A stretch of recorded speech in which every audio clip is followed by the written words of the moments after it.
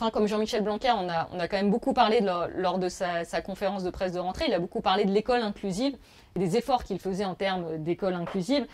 C'est vrai qu'on partait de loin hein, sur la question notamment du recrutement et de la rémunération des AESH.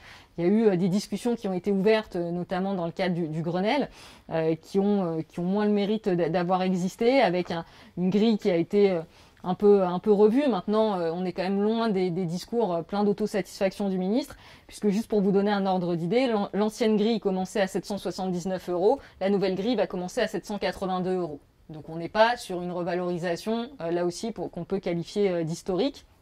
Et vu les annonces d'Amélie de Montchalin sur les bas salaires dans la fonction publique, il y a malheureusement fort à parier que les AESH pourraient être en dessous du SMIC au 1er janvier 2022. Donc il y a un enjeu école inclusive, il est bien réel.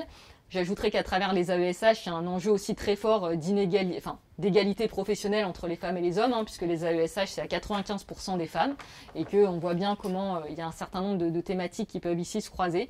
Mais là aussi, sur l'école inclusive, la plupart des enjeux sont devant nous, et il va falloir vraiment se saisir de cette question des AESH.